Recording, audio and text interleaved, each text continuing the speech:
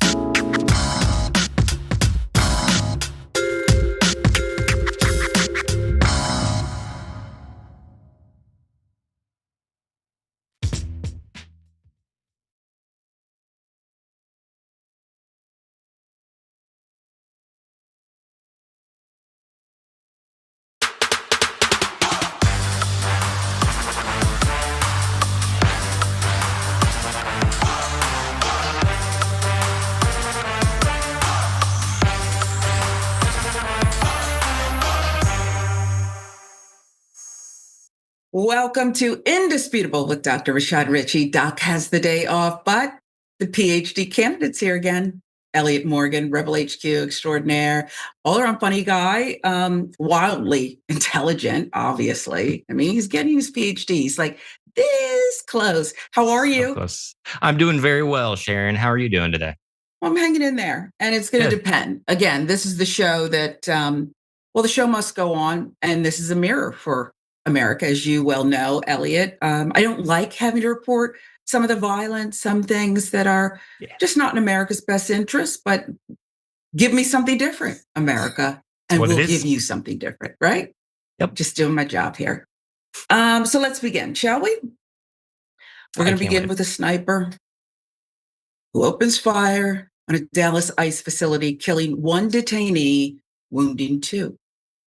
Yesterday, sniper opened fire on an ICE detention facility, killing one detainee, wounding two others. ABC News breaks down where that sniper issued the attack from. Watch. But we now know that the shooter was actually taking aim from this building right here on top, firing several shots a few hundred yards away into the back of this ICE facility right here. We know that he killed one, as you mentioned, wounded two others, and we also know at least one of those victims is from Mexico. So there are the details as they've been presented thus far. The shooting occurred around 6:30 a.m. This was on Wednesday at the Dallas ICE facility. Police sources told Fox 4 the sniper was armed with a rifle stationed on a roof nearby. According to sources, he shot himself as agents approached just as they were closing in. Here's what we know. Shooting suspect has now been identified as 29-year-old Joshua Jahn.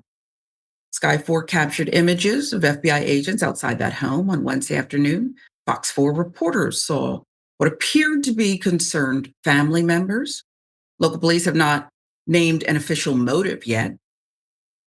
Jahn did not have a previously violent criminal history. His only arrest record that comes from 2015 when he was arrested for marijuana possession in Collin County. FBI Special Agent Joe Rothrock said it appeared rounds found near the suspected shooter contained messages that are anti-ICE nature. ABC News reports Dallas FBI Field Office Special Agent in charge, Joe Rothrock, confirmed the incident is being investigated as active targeted violence. And there you see why Mr. Rothrock made the statement that they are anti-ICE related. And that's the early belief because it says anti-ICE on these casings. So we'll see if it turns out that that is indeed the reason. Let's talk about the Vice President, J.D. Vance. Here's what he said during remarks in North Carolina on Wednesday.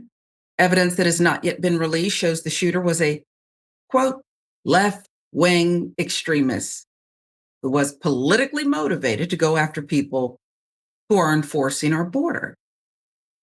Your Vice President. The FBI said the shooting is being investigated as an act of targeted violence. As we said, federal investigators have not said what may have led Jahn to develop reported anti-ICE views, or if there's any other evidence beyond what was written on shell casings found at the Dallas facility. Now, the newest development. Sniper allegedly left behind a note saying he wanted to bring terror to agents. Handwritten note said this: hopefully, this will give ICE agents real terror to think. Is there a sniper with AP rounds on that roof? FBI Director Kash Patel said in a statement Thursday, the note referring to armor-piercing bullets. Patel said the sniper identified by sources, again, as 29-year-old Joshua Jahn, allegedly had searches last month on apps that track ICE agents, and he allegedly downloaded a document called Dallas County Office of Homeland Security and Emergency Management, which has a list of DHS facilities. He conducted multiple searches of ballistics and the Charlie Kirk shot video on Tuesday and Wednesday, Patel said. Patel said more evidence shows a high degree of planning from Jahn, who died again from a self-inflicted gunshot wound, according to authorities. One detainee has been killed. Two other detainees, as we mentioned, critically injured. We'll continue to follow the case, update conditions and the like. transparency is one thing, right? And it seems that if we are to trust and believe law enforcement sources here, Elliott, well, they're almost in real time letting us know certain aspects they've uncovered in this investigation. And they seem to have done that with the Charlie Kirk murder as well. Now, they've not done that with Epstein, but never mind that. If we're to believe this is what they're doing. But it seems to me, and perhaps you'll have a different take, that the reasoning that they are releasing things fast and furious is because they're pushing a narrative here that may actually turn out to be true or may not be. The narrative is this is the left again, hurting people, killing people. The left.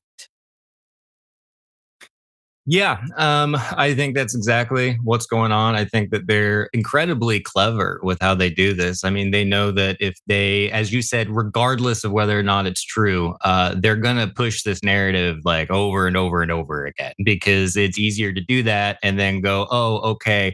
Maybe it wasn't that later. And by that point, the damage is already done. They can't unring the bell. So, I mean, I don't know how like what the situation is here. I find it curious that the phrase, it's anti-ICE sentiment on the bullets, but then they write just the term anti-ICE. The victims of this shooting were detainees, so I find that incredibly confusing.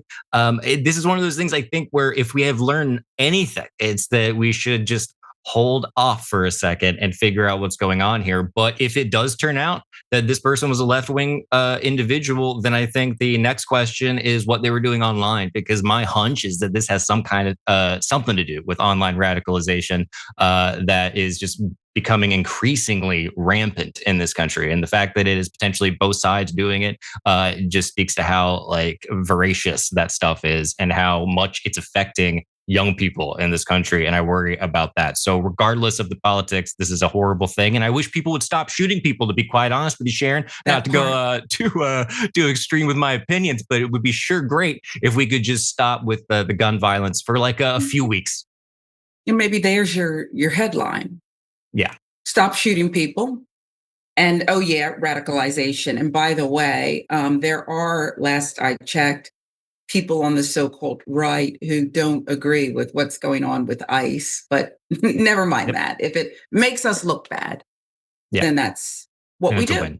That's what we do. Kash Patel and his postings on X that I would think would jeopardize an investigation. I'm a journalist. I want transparency. I want information. I even like leaks. I do. Okay. Well-sourced leaks are good for business and they're good for the American people. But again, it's the agenda. He seems to me that he's jeopardizing an active investigation. Sure, the purported gunman's dead, self-inflicted, but what if there's more to this? He doesn't care. That's just my theory. As we were saying before this, it's like once a podcaster, always a podcaster. And these guys, I think they're media experts at the end of the day. I don't know that Kash Patel is the person for this job. I think he was plucked out of his role in entertainment for a very specific reason. And that's where he's putting his expertise. Like he knows how to go, okay, let's just put out a message and, we'll no pun intended, shoot first and ask questions later. Yeah. Ask questions later. Or make statements later, I guess. Yeah. For an FBI director. We'll see. Yeah. As a former one, we wait to see Will Comey be indicted. We'll see. I mean, it's just every day it's something else. All right, let's move on to this one. Out of California. Can you believe it? The cops lied. Yes. They lied that a woman assaulted them before shooting her. It's probably an isolated incident. Jasmine Gao, 33, California resident, has now been awarded $6.75 million in a settlement after officers lied that they were assaulted and then shot her in the back. Watch this. Proof insurance are two things that are mandated in the state of California for you to have. Okay. I have those. Okay. And and my computer will say if you indeed have those or not. Regardless, in the state of California, you need to be able to provide proof of that to a police officer if a police officer asks. Kind of like right here. You just said you don't have it. No, I don't have it on me. It's my house. I must have taken it home, but I just paid for it today. Okay, so just okay, don't scare me. Just don't scare me. Okay, so just wait. I just brought it into my house. Do me a favor, ma'am, because you're like freaking out. It's because you're cops, and I'm just in a parking lot. Can you turn off your vehicle and then can I see your keys, please? No. Ma'am? My keys? That's illegal. No, it's not. Stop. That's what I did. Stop. I just... Here, no. Stop. Get out the vehicle. No. Stop. I don't want you to have my... Get out the vehicle. Stop. Don't touch my hand. Get out the vehicle. Get out the vehicle. Why? Get out the vehicle. No. Stop. Get out the vehicle. Get out the vehicle. Stop. No. Stop. Why? Get out the vehicle. No. Why? Get out the vehicle. Why are you saying that? Ma'am, I'm gonna pepper spray you. Here's my keys. Stop. Here's my keys. Stop. No, stop. Stop. Here's my keys. I'll Stop. do this. Stop. Here's my keys. Ma'am, you're scaring me. Stop. You're scaring me. Stop. Ma'am, stop. You're scaring me. Ma'am, I'm gonna... Ma'am!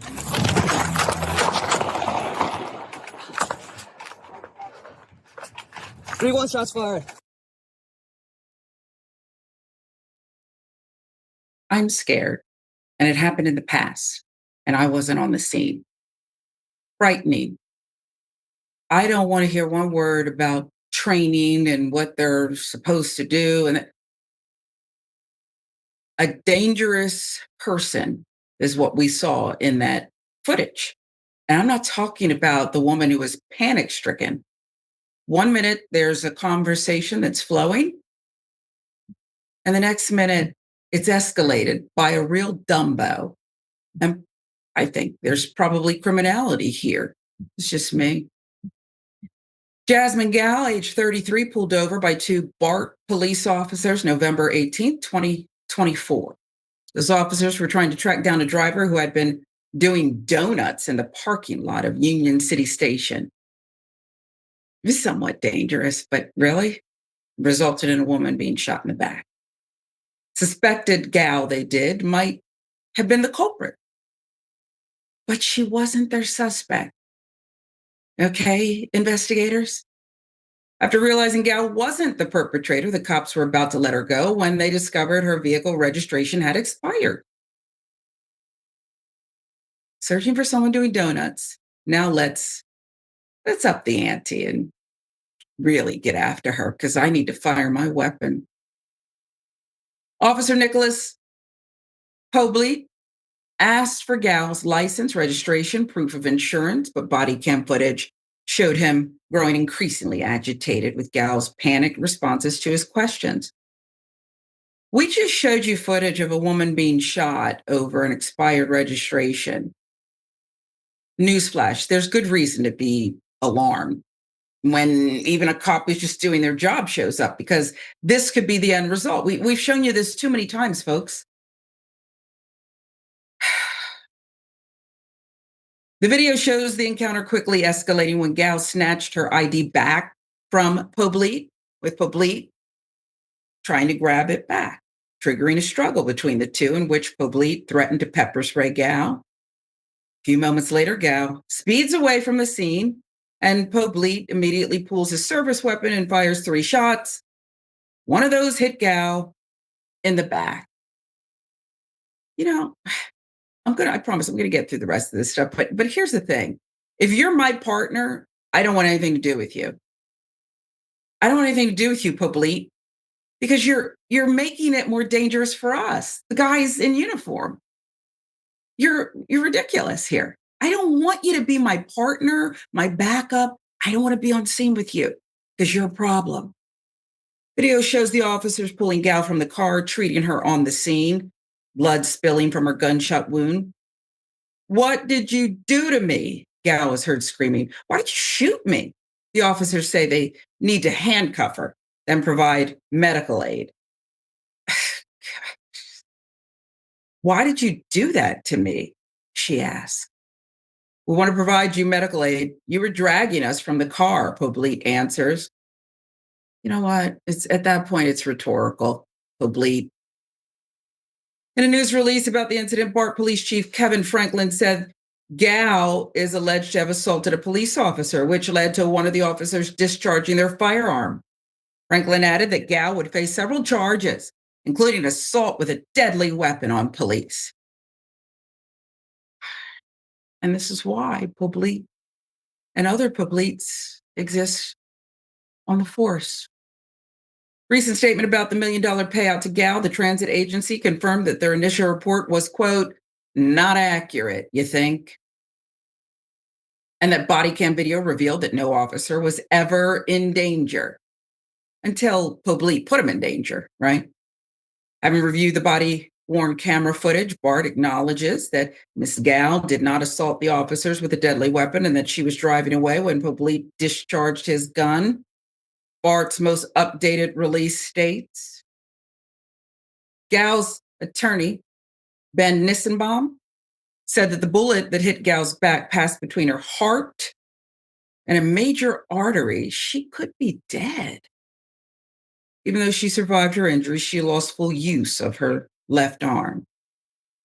My God. No criminal charges were ever filed against Gal. They should have been filed, in my view, Elliott, against Public, an absolute wild animal in this incident. And the initial release by BART before they saw the body cam footage was to immediately back this idiot.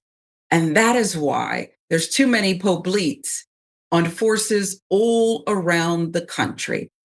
I want you to please, if I'm wrong, you'll tell me, right? Absolutely.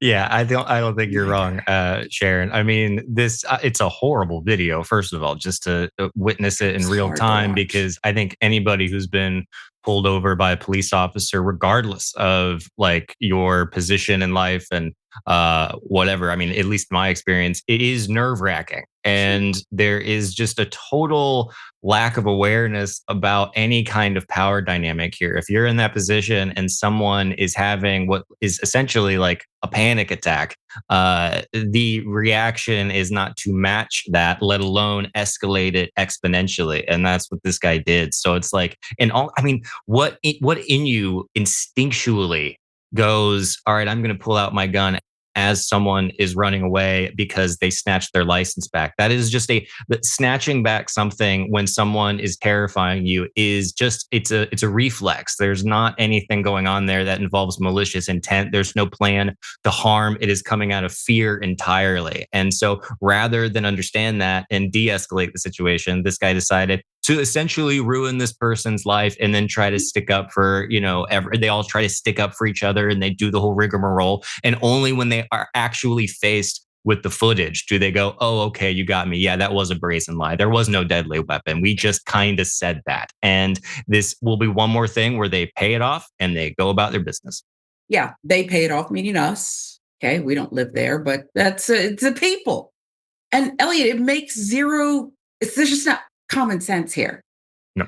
If someone is a bonehead and you are in a life or death profession, why would you want to stick up for their boneheadedness? Why would you want to protect that? And by the way, spare me with Sharon, you have to understand that every day an officer, he might not come home to his family with one mistake. Okay, I acknowledge that. But he caused the danger. I don't even know why he's asking her for her license and registration, which happened to be expired. Deserves to be shot in the back for that. Why are you even asking her? She didn't do the donuts. You don't have the right person. So stop trying to make the stop okay. Right. Just nonsense. I love the defense of, well, sure, maybe this one incident happened, but think of all the other times when the incident didn't happen. And it's like, no, that's not what we're talking about. We're talking about the incident. So you can't really just go like, yeah, but there's been other times where that that's not relevant to the conversation. And I think that when you're in a position of power, it's really easy to do that. It's really easy to go, well, think of all the other times, and just like look away. So it's incredibly frustrating. Yeah. It's incredibly frustrating and nonsensical. And if you want to support the police, go for it. You don't have to support this. That's all. Okay. I got stopped on my birthday by an officer in Atlanta on a moped. Wonderful gentleman. Okay, wonderful. My registration was not yet expired, but he saw me and I had picked up the phone. I wasn't even on it. Okay, but it's a hands-free, Georgia. He was looking and so I broke it. Told him what I was doing. I had already been to one of those admissions testing places and they couldn't do something. It was broken or something. So I was just looking for the next one. My daughter was in the car. I said, you stay calm. This is what we do.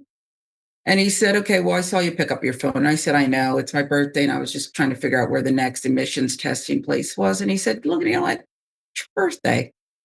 I'm like, go, enjoy your day.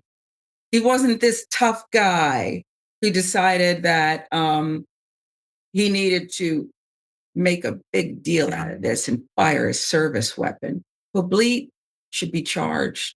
I don't know with what. Elliott, please don't ask me that, okay? I don't have a PhD in police conduct or anything else. I'm just telling you, this guy shouldn't be on the force and maybe shouldn't be on the street. That his judgment's that bad. He's a lawyer. The fact that's even a question kind of blows my mind. Like, maybe find a different profession, something where the stakes are a little lower because you're just not cut out for this. And maybe that is something that a lot of these folks, and as you're saying too, with the police officers, like there are so many of them who are wonderful and they know what they're doing and they are meaning well. I think that like highlighting that these issues are systemic means like you don't just automatically take it like personally with these people. This is an issue that is incredibly deep, and it's unfortunate. You're right. And as you were saying, go work in a different profession, one where it can't hurt. I immediately thought, go work at the library. But then I said, this guy's going to screw up Dewey Decimal System. Do they still use that in the library? He's just not fit. Work from home, and I don't even want to work in customer service. Inept attitude, lacking humble pie, and just a jerk. You're a jerk. Name calling's not what we should. I'll give you the last word. No, I mean, I think you said it. I mean, I think that this guy should find something else to do, maybe something that's really relaxing. Learn how to bake. I don't know. But, if you're his friend, I think what a position to be in that you have to sit there, as we were saying, and defend this guy. So God bless the woman. And I'm glad, that this is somewhat working out. And thank God that bullet didn't do any more damage. Her heart and a main artery. Insane.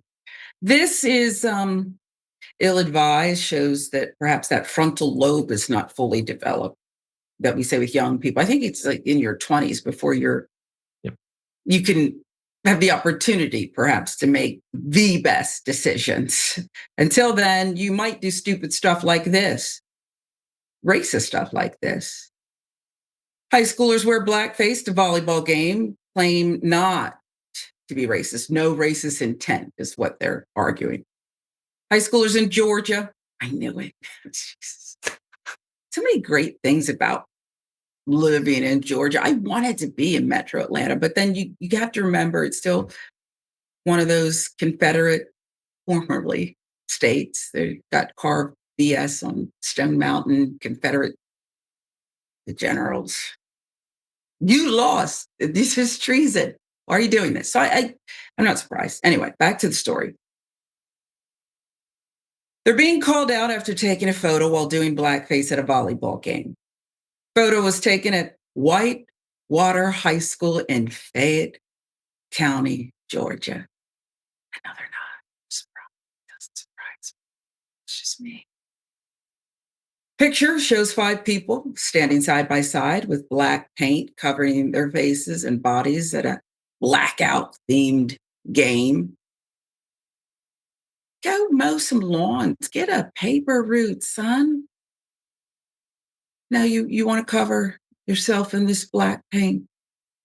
Superintendent Jonathan Patterson, he said in a letter Monday that the group included one non-Whitewater student, several adults whose bodies and faces were painted entirely black. He said administrators confronted the visitors after they entered the gym, but acknowledged they should not have been allowed inside in the first place. Duh. The time to question them is before they enter the gym. Viral photo shows 2 young men, 2 young women dressed entirely in black, One man shirtless, most of their exposed skin painted black, each wearing a white curly or Afro style wig, smiling to show their teeth. Each had a letter on their chest spelling Riley in the photo. Principal said none of them attended the school. Not clear if they were there to support Whitewater or LaGrange or just to be a racist. I don't know. During public comment, a man read a statement on behalf of the people in the picture. He said, I was a blackout themed game. It was a blackout themed game. And they were there to support a Whitewater player whose name they spelled out on their chest. If I'm that player, please don't support me. Don't support me. There was no racial intent behind the actions. As soon as those involved came out, administration asked them to remove it from their faces, and they did so willingly. They apologized to anyone that was offended. Fayette County Superintendent Dr. Jonathan Patterson said this. Want to state clearly, it is never acceptable to paint one's face black. This action is deeply offensive. It does not reflect the values of our schools and our community. I don't know that to be true, Dr. Patterson. I don't know that to be true. How can you speak for the whole community? They may not have gone to Whitewater, but they're in the community. He said they were quickly addressed by administrators when they entered through the district, though the district rather regrets letting them in the first place. He apologized for the pain it caused. This is blackface, and the NAACP, a Democratic State Representative Derek Jackson agreed. Democratic State Rep Derek Jackson stated at a press conference, trying to figure out why in 2025 this is not entertainment. This is not cute. This is not fun. Why would someone in 2025 do this? In a school where our babies go to learn, when our families go to a volleyball game for entertainment, they shouldn't be faced with this. Superintendent said they will review the code, train staff so they can respond appropriately in the future. Look, if you got to train staff, America, look at your life, okay? They showed up in oily blackface. It's 2025, okay? It's not even to mention if you're so daft that you don't understand how racist that is, it can rub off on things. It's a mess. You just gonna let it go. If I have to train you about that, you might not be the best people to train or administer to our kids. It's not known if the individuals face any legal repercussions. The names of those involved have not been released. Protect the racists. Motive behind the fan paint has not been revealed. I have one racist, So Elliott, and here's the thing, to the, I'm sure, well-intentioned apologists who stood up at the public meeting, said they didn't mean it. It was a blackout. Let me explain the racism. And by the way, it's not racist. Why don't they do it? Why don't they stand up and be so apologetic? Look, and don't tell me, well, because they'll face public rebuke, Sharon, and people won't like them. Well, no, I don't like them, but in the current climate, trust me, they'll be forgiven. College won't be ruined for them. The colleges have already capitulated to nonsense, so they'll be fine. Your thoughts, Elliott? Yeah, I think they'll probably be fine. I do think with the internet, these images will follow them around for the rest of their lives when it comes time for employers, or at least you hope. I don't buy for a second the whole like, it was a blackout game, so it's totally cool. If you have to put that much paint on your body, that is enough time, even if your prefrontal cortex has not fully formed, for you to go, maybe this is a bad idea. And I think that at some point they thought that, and they thought it was funny, and they thought they would get a rise out of people. And then it came back to bite them. So I think ultimately this is a failure of an education system that does not explain to students the actual context behind why blackface, you can't do it anymore, and what the actual history of it is. It becomes this sort of like, oh, you can't do that thing, instead of this memory of a time in our history that is shameful. It's like, if they understood that on a like empathetic level, which I know maybe they can't because of their brains or whatever, then maybe this kind of stuff wouldn't happen. But it's like reducing blackface itself to just a troll thing, I think is like one of the sadder elements to this. That's not what it is. It should be a reminder of a time that we should be moving past. And as you march toward completing your PhD, someone who likes to learn, obviously, you like books, they're behind you. Don't try to hide it from us. You like to learn. And guess what? I don't know if these kids and their frontal lobes want to learn or not, but they should be given the opportunity. I mean, here in Georgia, there are still books in some areas that talk about slavery in the biggest propaganda terms, about how they passed the day singing in the fields, and it wasn't so bad. Right. It was fun times. I was taught that almost verbatim, and they really liked it. They really enjoyed it. And we've gotten past all of that. It was just sort of a quick little hiccup, wasn't any big deal. I mean, that was kind of, I think, what later in life motivated me to learn about this stuff, was being like, oh yeah, they really put it in the curriculum. I mean, these kids like are baked in it from the time that they enter school, and they get this version of history that is designed, ironically, to make them feel good. And then they turn around and do these stunts, and they go, oh, well, I guess you're offended. It's like, no, you've just been raised in a way that has coddled your feelings, because people have chosen not to tell you the actual history of this country. You're hurting your kids. You don't want them to be uncomfortable. Right. I'd rather learn at an earlier age than have this floating around the internet. Yep. Like the Virginia governor, right? Wasn't it Ralph Northam? I think it was. Picture following him, blackface from his college or some early days. And they'll be fine. He became governor of Virginia. So, I mean, they're going to be fine. Yeah. This is indisputable. Our good friend, Elliott Morgan's back. Wow, you were taught that. And yet you escaped it. You clawed your way out of this, teaching one word at a time. Books. Just give me more books that really tell the truth. I'll get there one day. One day. Much more to come, including your comments. Stay with us.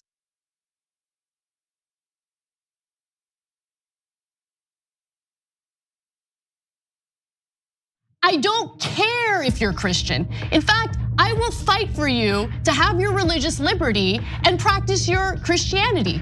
I believe in that. I don't believe in Christianity, which means that you do not get to dictate the way I live my life based on your religion. I don't care what the Bible says. You have every right in the world. All those women who identify with your religion have every right in the world to not get an abortion, to not take birth control, but they do not have the right to dictate my life and what I decide to do with my body. I don't care about your goddamn religion. I'm so tired of having nonstop conversations about what the Bible says. You live your life in the way that you interpret the Bible.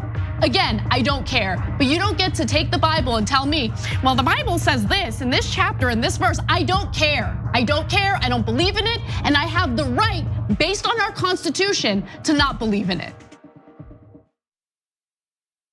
Here I am, Nancy Pelosi, saying this country needs a strong Republican Party, and we do. No one is representing what I call the silent majority, which is about 2/3 of this country, indisputably progressive. But now we say the time has come for regime change in American television. The Young Turks Network. You have the Young Turks saying this is the time to fight for our values. Young Turks is the oldest left media institution I believe that there is. Real front runner in the online media space. You guys might know us.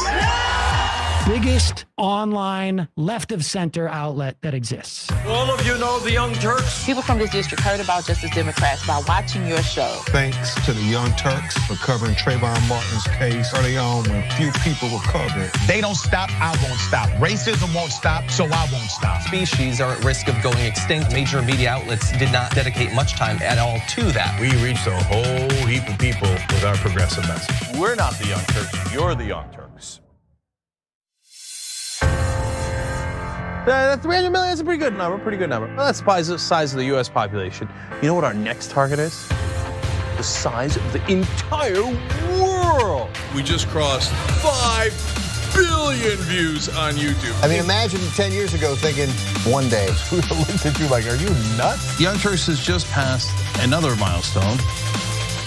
25 billion lifetime views. Damn.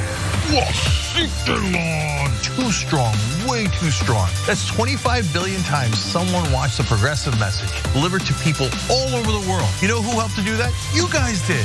Our members and our audience are amazing, and they helped us to reach 2 generations, both millennials and Gen Z. They're both super progressive. And I gotta tell you, we're just getting started. Thank you.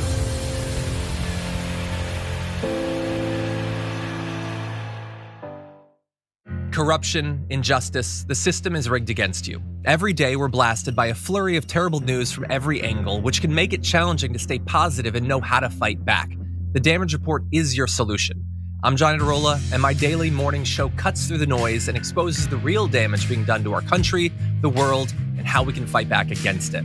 Corporate greed crushing workers? We'll name names. Politicians selling you out for their corporate overlords? We've got the receipts. Climate disaster, economic collapse, the rise of fascism. No spin, no establishment talking points, just the truth that you need to survive and resist. But it's not all doom and gloom. We'd love to have you join the Dragon Squad, our community of positive-minded activists who turn the day's news into positive action. With new episodes every weekday, listen to The Damage Report to get honest news, unflinching commentary, and daring coverage you won't find anywhere else. Listen to The Damage Report on Spotify, Apple Podcasts, or wherever you get your podcasts, because understanding the damage is the first step.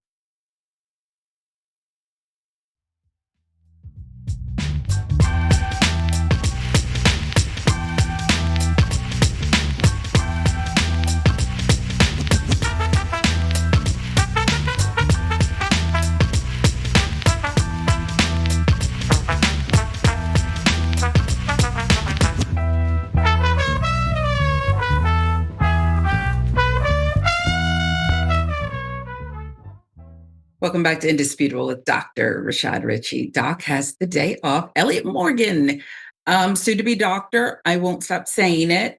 Funny, smart, talented, Rebel HQ. Where are you, by the way? Give us the update on you, your wife. We love to follow you guys. Oh, thank you. I'm in Los Angeles, preparing slowly for my wife's birthday. It's her 40th, so I'm not panicking at all. I've got it all planned, definitely, for sure, in case she happens to be watching. She's not. But yeah, we're doing very well. I'm just sort of working away at the dissertation. She's doing her comedy shows, and we're going to be traveling around doing stand-up for a while, so very excited about it. Couple who laughs together, stays together. It's beautiful. I want to date a comedian. If you know anyone, I need to laugh more. And so maybe that's what I'll do. But let's get to some of your comments. We love hearing from you all. Snack Panther. Sharon is the hardest working woman on TYT. Well, not really. If I can, I sleep till noon. Mostly because I don't want to get out of the covers because there's always something going on. As soon as I turn on the TV, this guy's at it again. Who's this guy? You know who I'm talking about. So it's like I'm in this funk where I just stay under the covers. But there's a big world out there. Let's go to Kay Wallace, TYT member.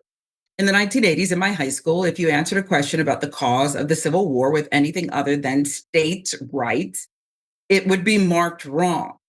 If you questioned it, you were sent to the office for a talking to. That would have been kicked out of school. Can we call that school? And that was in the 80s, yo. Mr. Kitty, it's what I call my wife, says an unarmed security guard. I was told that any violence wasn't tolerated when we were trained. There are 1,000,001 ways to de-escalate. Thank you. Thank you, Mr. Kitty. None of that was called for. Woman shot in the back. $6.75 million awarded to the victim, who was the woman shot in the back. Why so many easily frightened people want to do police work? That's a good question. Ernest of Flower Child. It's a great question. If this is what we're doing, where a woman who was not doing donuts, whose registration like expired a day earlier or something, has to get shot in the back because Officer Publique is a knucklehead, then I do think that you're probably not cut out for this work. Ronald Fan, happy Thursday, Indisputable fans. And to you, Sharon and Elliott, I hope you are all doing Beautiful. Doing okay. And I think, Elliott, you're doing okay. We're okay, despite what we have to talk about. I'm thriving. We're all Yeah. thriving. We're thriving. But this, and I'll get to more of your comments, but this next one has me messed up because it's one of my favorite places. And now, my God, they've infiltrated Costco too. They're at Costco. You got me messed up, okay? Because I think it's generally a place when I visited and don't shop online to avoid the world. It's a place where I could sample things. My daughter can sample things. We can buy things we don't need, but have value. We can get bulk items, big bags of Cheetos and things, and we can leave happy. But now they've infiltrated Costco. There's no way to revoke these memberships. God, I wish a Karen would. You want to call the police on them for having a barbecue on a Sunday. I feel free! Back off! I'm going to tell them there's an African-American man threatening my life. It's certain than us. Knock it off. You can't just hear us. Knock your shit off.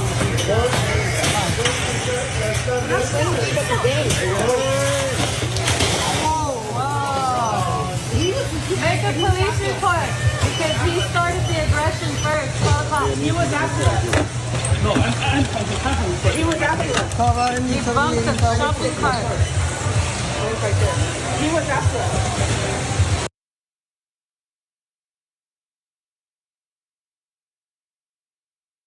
This is a violent encounter we just saw, in my view. Do you not understand what a happy place Costco is?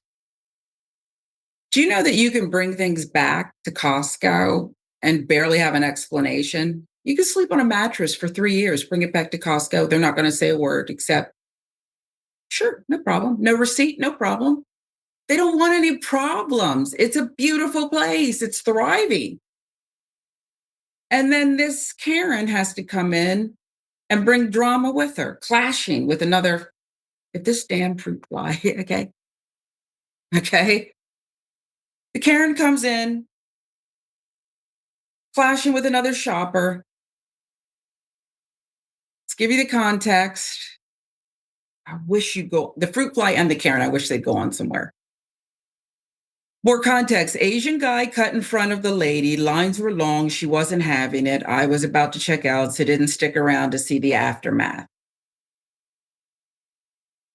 I'm not stupid or lacking empathy. I don't want people to cut the line, but the lines move fast too, okay?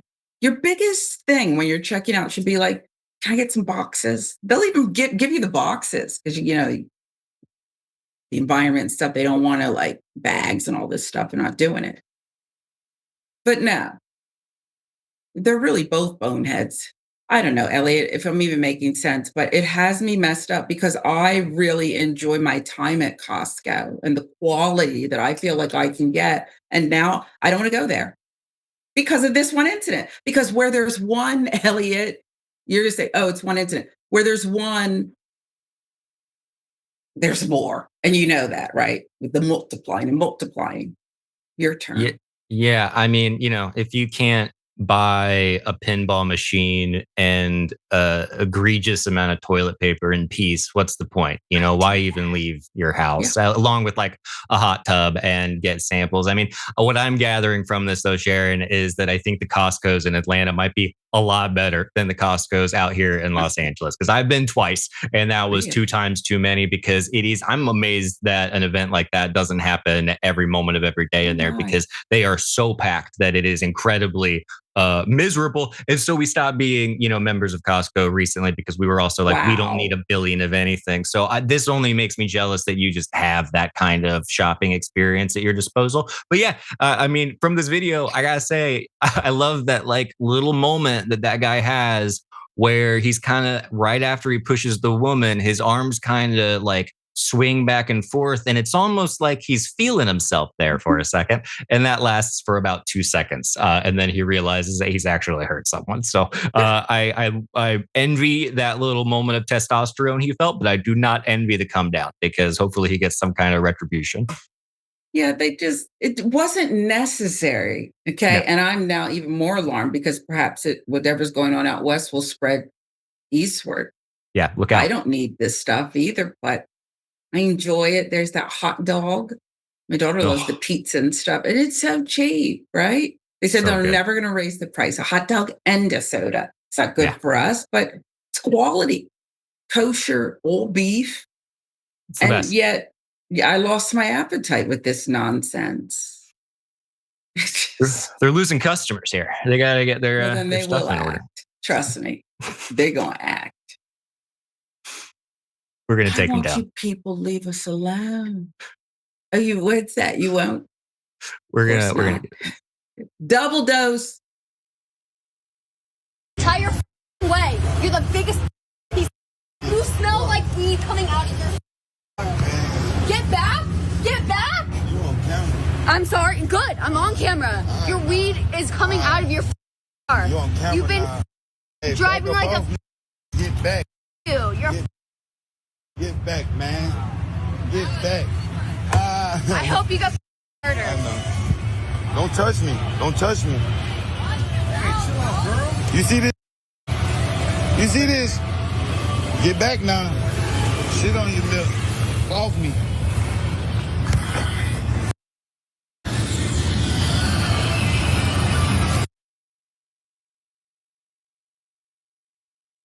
Before we get into the details of this one, that was a gross exchange. And maybe this makes me a bit snobby because I'm not at all surprised where this one occurred. I want you to come at me for that. I'm not surprised. Okay. Black man stands his ground as white woman hurls N-word and death wish. Woman going viral after screaming at a black man at a Walmart gas station. Going as far as wishing he would be killed. Really? You're wishing death on someone. What spurred that on? Black man filling up his tank at a Walmart gas station began recording as soon as he heard a white woman shouting at him. The reason for the confrontation became clear almost immediately. The stranger was furious. She believed the man's car allegedly smelled like weed. You see what I mean? Self-deputized here. Because any normal person would say, hey, can I get a hit of that? Not, I'm going to self-deputize and police you. Mind your business. She approached the man aggressively, getting within inches of his face while accusing him of driving under the influence. When she noticed her tirade was being filmed, instead of dialing it back, she did what Karens do. She doubled down on the bad behavior using a racial epithet. You effing N-word, she shouted before telling the shocked man, I hope you get effing murdered. Over Mary Jane? If it's even true. Okay? Meanwhile, the man could be heard repeatedly urging her to back off. One point he even said, don't touch me. While his friend also warned her not to escalate the situation for her own good. Now, she didn't have one of those bloodhounds with her, self-deputized. She didn't have, her own canine to sniff out the criminal offense here, Elliott. But how dare you? What if he had Mary Jane? She believes he was driving under the influence and I guess putting her or others at risk. But is that how you handle it, Karen?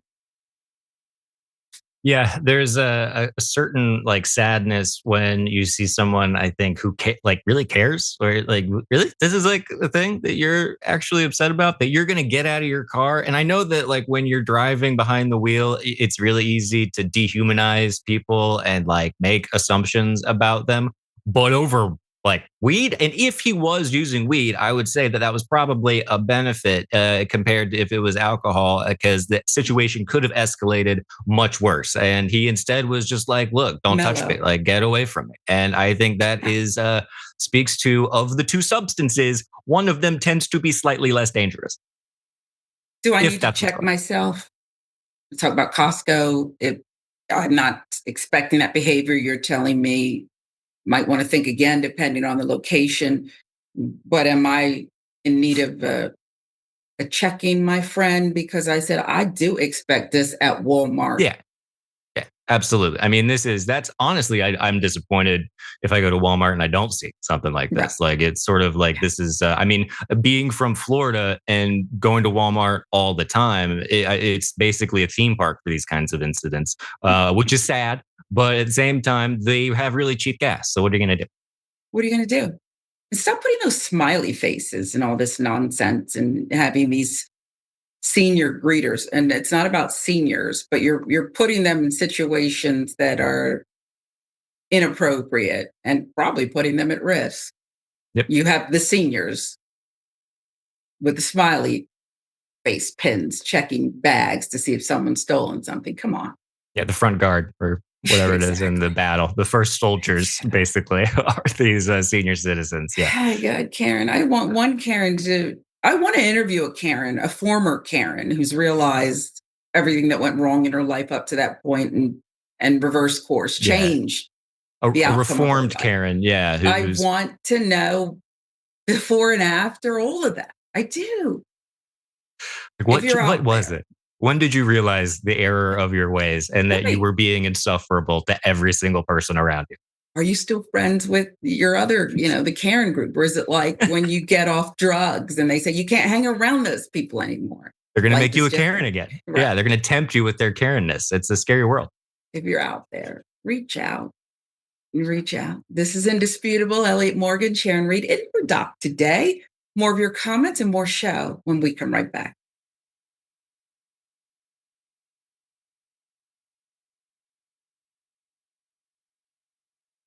Are you still talking about Jeffrey Epstein? Rich and powerful men abusing, assaulting, and abandoning young women. These rich and powerful men donate to the politicians in Washington, D.C., play golf with the elites in Washington, D.C. They are foreign leaders who we don't want to offend. They interact with our intelligence agencies that we don't want to disobey. There is something rotten in Washington. And are people still talking about this guy, this creep? All those congressmen you just saw there are on the record as protecting the child rapists who were clients of Epstein. They have not prosecuted a single person outside of Epstein and Maxwell. Yep. Not one. Is Trump engaging in this cover-up because he's in the Epstein files? I don't understand why the Jeffrey Epstein case would be of interest to anybody. It's pretty boring stuff. So as the government keeps telling us, yeah, there's other people. Yeah, they raped those girls. So what? We're gonna cover up for them. But why are you guys so mad? A nation that chooses impunity for the rich and the powerful at the expense of our children is a nation that has lost its moral purpose. Are you on the side of the people? Are you on the side of America's children? Or are you on the side of the rich and powerful who've had their thumb on the scales and shafted Americans for decades?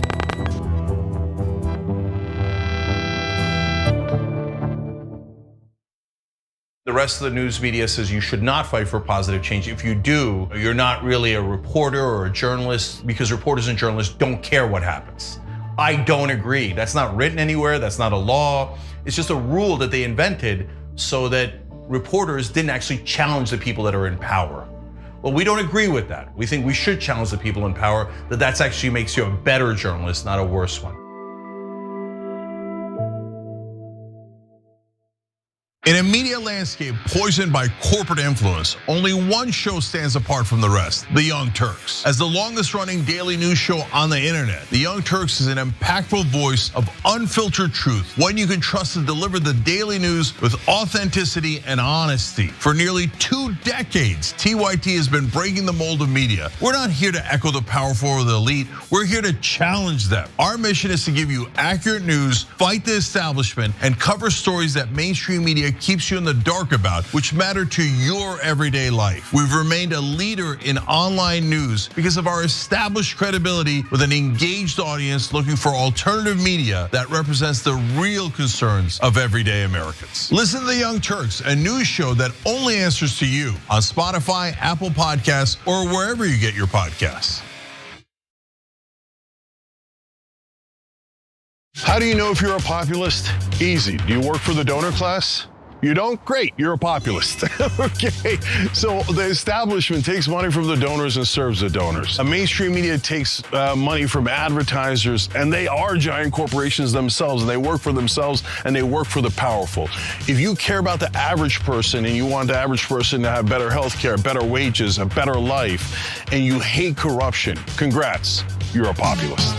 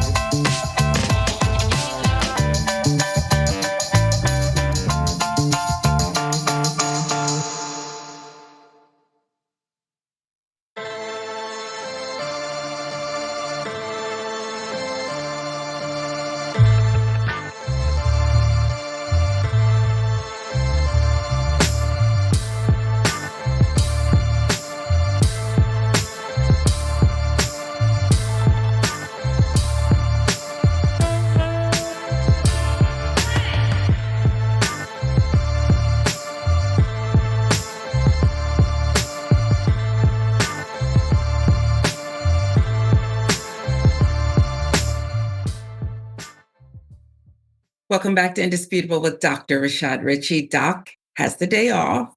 He is entrusting the show to us, Elliott Morgan, Sharon Reed, and you all to keep it coming with your comments. We love your comments. TYT members. Let's see, Kay Wallace. Oh, that's right. I read that one about how you were sent to the office if you said anything other than states' rights about the Civil War. It's not about slavery, mind you. They sung old Negro spirituals. They were quite happy in the fields. Everyone was a family. YouTube, Fort County, like a bad neighbor, State Farm Karen is there. It's true. It's true. Okay? And I like that Jake, he sits courtside at the NBA games. He doesn't want any part of Karen. But just like Jake, she's always there. Snack Panther. Make America. Oh, make America KKKA. Karen again. It's appropriate. About Costco, Karen. Apparently a membership is not a guarantee of peace. So I'm learning. Yeah. And back to the woman who was shot in the back by just an insanely ridiculous cop who something about her registration was expired, but they originally thought she was a suspect who was doing donuts. Mr. Hoppy Bunny says, but she didn't have a weapon. Oh, that part. You endangered everyone. Everyone. Officer Pobleet. Okay. It's a really important job. So you might want to take it seriously. Reveal. FEMA's acting chief could not be reached during Texas deadly floods. Remember this one back in July? Texas was experiencing deadly flooding. The FEMA director, David Richardson, was unreachable, like do not disturb. Because of this, FEMA could not deploy and search as quickly as needed. Federal agency faced criticism for its slow response to the disaster where more than 130 people died. Flood washed away youth Christian summer camp. July 4th, it killed at least 138 people, actually. FEMA reportedly did not answer nearly 2/3 of calls to its disaster assistance hotline after the flooding. Washington Post reported this, citing officials who were not in a position to be named. Yeah, because you'll be fired. The agency relief efforts were also affected by a policy instituted by Homeland Security Secretary Kristi Noem weeks before the floods, requiring that she personally sign off on any expenditure over $100,000 before funds could be allocated. When you're talking about a catastrophe, in July, and I believe into September even, this is September, 2 bodies were still missing. I mean, this was just incredibly bad, and much of it could have been avoided.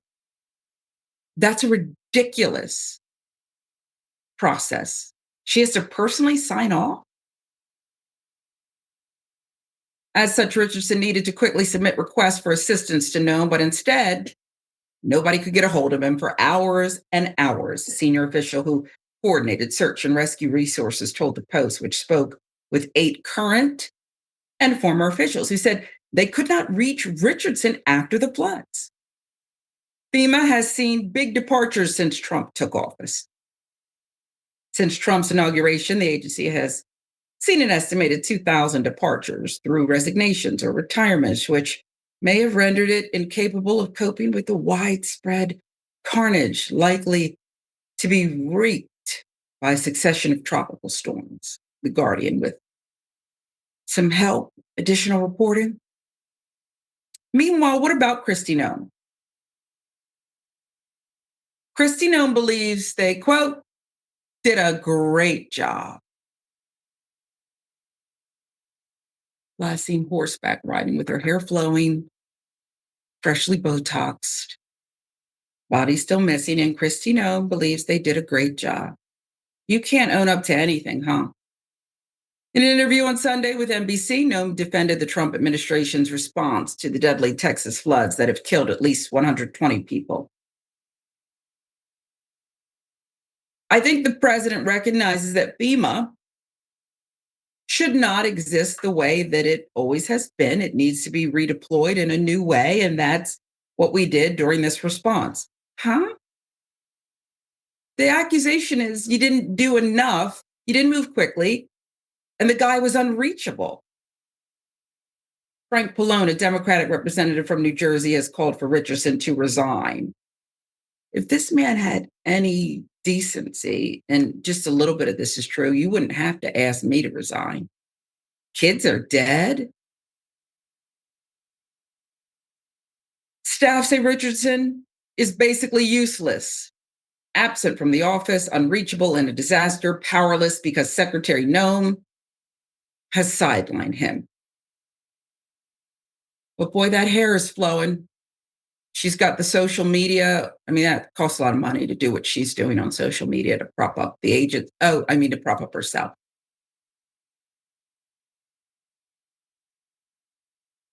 I don't know what to say when you lack such integrity to the point where you're not human. Okay, make even a catastrophic mistake, but do everything in your power after that to clean up, be present, be great for your own selfish reasons even. But no, his own staff turned on him. And I mean, let's face it, these are a lot of people working closely with him who were put there with him. They're of the same ilk. And even they're saying, this guy is the worst. What say you, Elliott?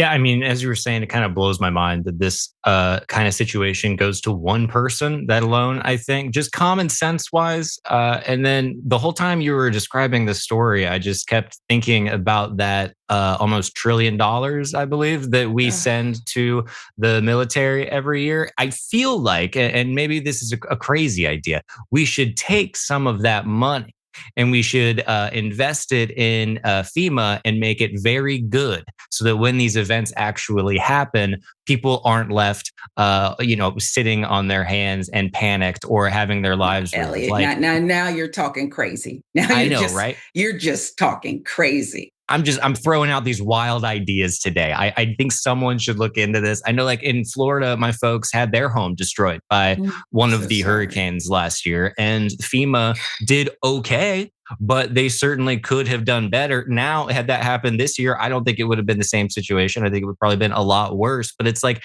people need to know when something bad happens in this country that there's going to be like actual support ready for them. And the fact that this administration doesn't seem to be prioritizing that, instead is doing it as a power grab and this whole like politicizing thing, it's incredibly frustrating. Yeah, and I get it. I get what politicians do, but at the same time, so what you're saying is you were perfect at everything. And everything that wasn't perfect is the other guy's fault. What are the odds? Jeez. This is what you voted for? I'm talking to them. There shouldn't be us or them. I'm just saying, like, this is what you cast your ballot for? The storm that hit your parents' house. Did it say, progressives, I'm going to really rain down on this house. But next door neighbor, MAGA, I'll spare you. I mean, it doesn't work like that, does it? I mean, according to some of the conspiracy theories at the time from some politicians, there was actually a weather controlling machine that was sending the hurricanes directly to right-wing areas. But we don't need to get into all that. I am personally of the belief that it was just chance, and that regardless of your political affiliations, you should have access to safety and water and your basic needs whenever you need them. No, I agree with you. There's not someone with a remote control doing that. Yeah, that's a remote control. It's Bluetooth, I think. Bluetooth. It's, come on. I just want us to be better, do better. I know you can do it. Yes, we can. I know you can. We try real hard and think about it. We can. All right. We still have to depend on judges. And in this case, judge rules Trump administration must restore $500 million in funding to UCLA. Judge has ordered the Trump administration to restore $500 million in federal grant funding to UCLA. AP reporting, U.S. District Judge Rita Lynn, San Francisco, granted a preliminary injunction on Monday stating the government likely violated the Administrative Procedure Act, which requires specific procedures and explanations for federal funding cuts. Due process, right? Here we are again. Instead, government informed UCLA in generalized form letters that multiple grants from various agencies were being suspended, but offered no specific details. August, UCLA announced that the Trump administration had suspended $584 million in federal grants over allegations of civil rights violations related to anti-Semitism and affirmative action. Go by the new definition, their new definition of affirmative action. Okay, you didn't hear me wrong. It's this whole convoluted thing they're doing. Lynn issued a ruling later that month. It resulted in $81 million in grants from the National Science Foundation being restored to UCLA. She ruled those cuts had violated a June preliminary injunction, where she ordered the National Science Foundation to restore dozens of grants that it had terminated at the University of California, which operates 10 campuses across the state. Trump administration proposed to settle its investigation into UCLA. Wait for it. Through a $1 billion payment from the institution. Democratic California Governor Gavin Newsom has called it an extortion attempt. Yes, UCLA has said that such a large payment would devastate the institution. Monday's ruling concerns hundreds of medical research grants from the National Institutes of Health that include studies into Parkinson's disease, cancer recovery, cell regeneration, and nerves, other areas that campus leaders argue are pivotal for improving the health of Americans. UCLA is the first public university whose federal grants have been targeted by the administration over allegations of civil rights violations related to anti-Semitism and affirmative action. So, in this case, we'll call him Captain Governor Obvious, Gavin Newsom, when he says this is an extortion attempt. He's right. This time they say, what more harm can we do to everyday Americans? What more can we do? Let's start with the public ones. Forget Harvard. Let's attack some other ones. Why don't you break it down for us, Elliott? I mean, it does seem like another, if not the latest example of just kind of this anti-intellectual, anti-education fad that this Trump, and really not even a fad. I mean, this goes way back in the 20th century. I know they were doing with universities in California. They were upset with protests that were happening against the Vietnam War. It's one of the reasons that we have such a student loan problem in this country, because they decided to make it so that people couldn't afford to go to college because they didn't want an educated proletariat. So this is, I think, par for the course for them. I think anytime students are going to be speaking out, they're going to want to go after it. I also think it's a great, it's great politics for them. It tells their base that these institutions are just terrible and that they're breeding grounds for all this anti-Semitism, and it further instills in their voters this idea, and then they vote on that idea. So it's really frustrating to see, because these are grants that are being used for actually really important things, and this is where a lot of breakthroughs actually do happen in this realm of science on colleges. So I think that, or on college campuses. So when they're doing this, they are hurting, like the ramifications are like a butterfly effect, and they're going to keep happening. And I wish people would sort of look into the actual history of them doing this. This is like a playbook for them, basically. So it's very frustrating. And it's a game. It's like almost like a video game. Totally. Whatever can give him that high, the dear leader. That's what he does. And it depends on how he woke up, or if the Diet Cokes ran out, or if they can't play that opera music. That in the first administration, there was reporting it would calm him down instantly. Just blast that. It'll give us a short reprieve. We should all just start playing opera music out of our cars when we're driving around, and maybe the collective effect will have sort of. Actually, that's probably not a bad idea now that I think about it. I'll start doing right. That, so. The greater good. This is indisputable. I'm Sharon Reed, Elliott Morgan. Doc has the day off. We're honored to be here with you. We hope you'll stay with us.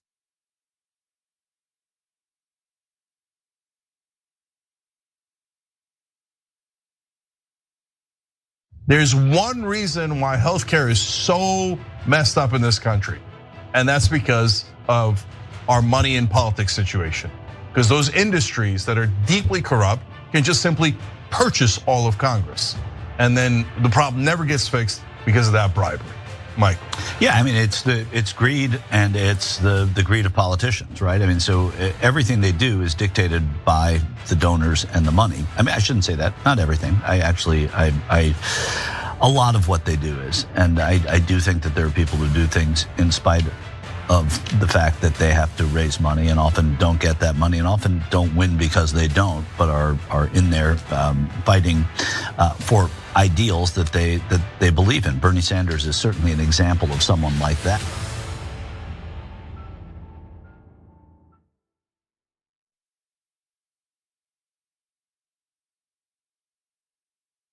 I'm back to gaslighting. Did you and I talk about gaslighting on Old School? Probably. That boss gaslit all his female employees. People who manipulate others like that make you feel like you're the weirdo. Why won't you punch yourself in the face?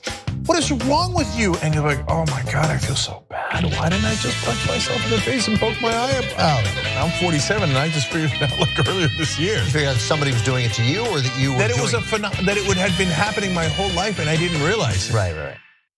You want to know the 3 shows that I'm watching lately? Shogun, Anjin-san.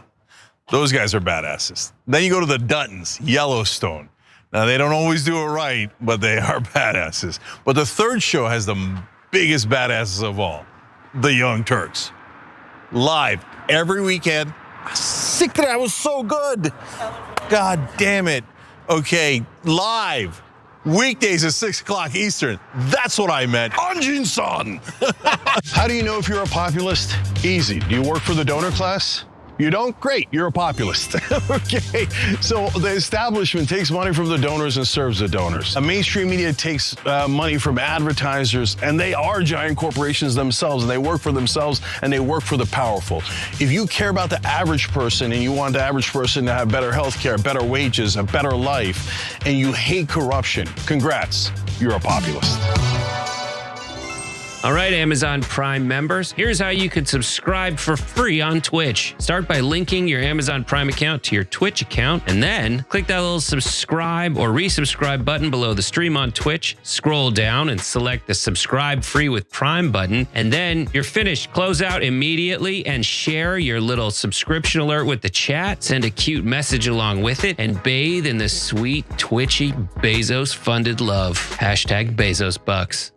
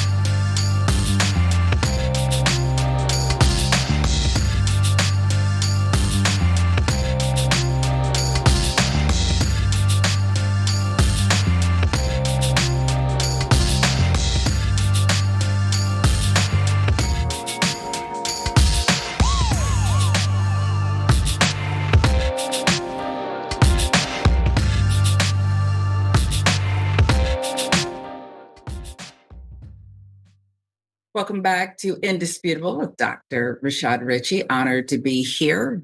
I don't know why he keeps trusting me, but he does. Very, very wise and kind and forgiving boss. But that's what we expect from Doc. Elliott Morgan is here as our special guest co-host today, which Doc knows. You know, when you're here, Elliott, the show's in good hands. People are reacting to the Costco Karen, okay? And how I hyped up Costco, but then you had a different experience. You at one point enjoyed Costco out west, LA, and now it's not, you and your wife can't participate at this moment and had to turn in your membership. But yeah. Really sad.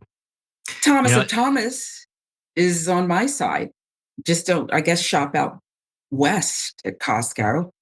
Sharon convinced me to renew my Costco membership. Yeah. And Thomas of Thomas has something to say. We had a double dose with the Karens, and there was the Karen at the pump who started sniffing strangers and accusing them of drug crimes and being under the influence. Thomas of Thomas says about this Karen, over a smell, what is wrong with State Farm? KK Karen. That name may stick. And Lynn Ann 15, Twitch.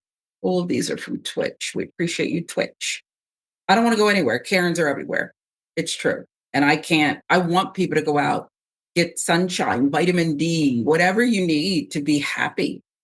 But if you feel like you're going to encounter one of these Karens in the wild and you can't quite handle it, then don't go out until you're ready. I'm not a therapist, but that's what I would advise. I'm actually advising people that don't go out unless you can handle it. Be prepared. Now, when will this long suffering nightmare be over?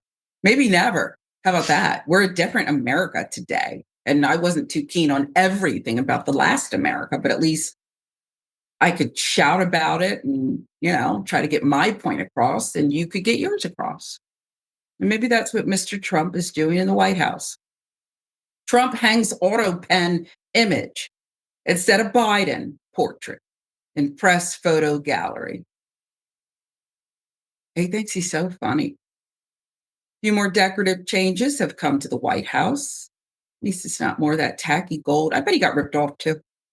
I bet he got ripped off. All that gold is tacky, and I'm sure he got ripped off. Few more decorative changes, as we said. The Donald Trump White House has installed a new presidential portrait gallery. One portrait, though, is curiously missing. But the name is there. Let's honor all the presidents. Let's see what's going on here. See, new presidential walk of fame, they're calling it.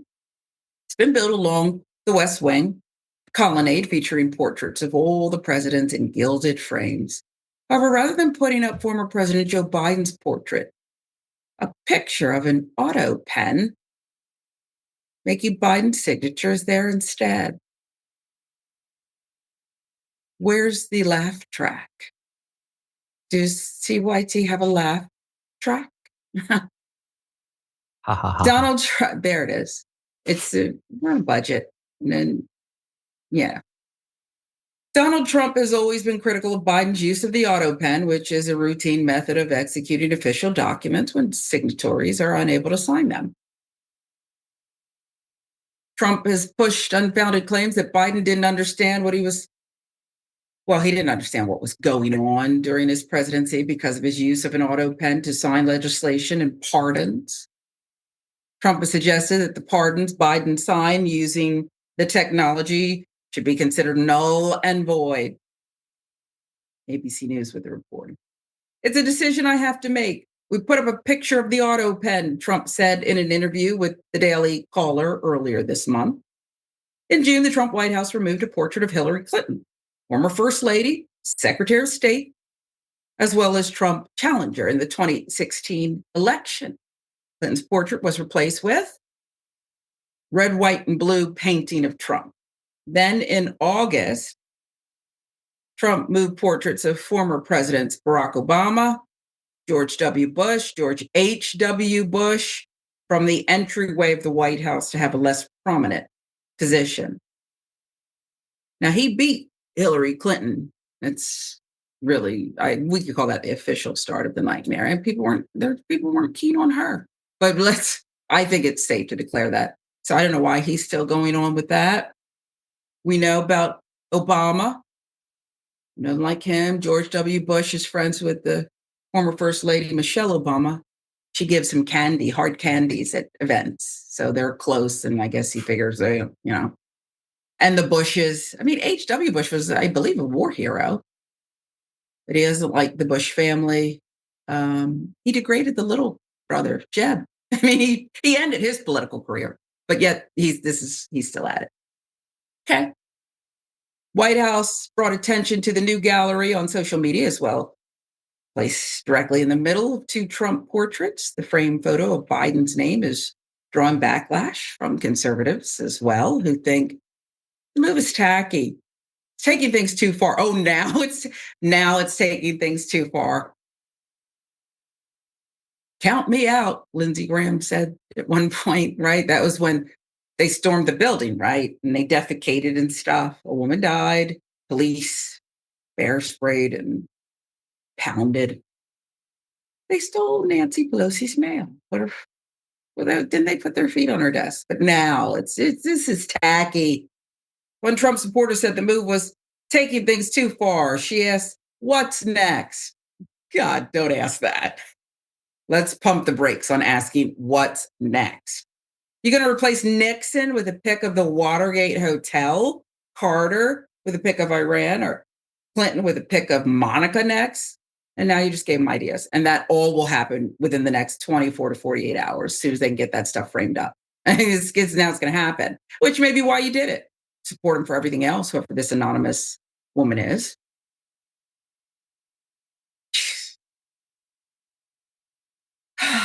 Not anonymous, Jackie. For Taco. Thank you for your attention to this matter, Jackie. White House posted a photo of Trump admiring his work. This is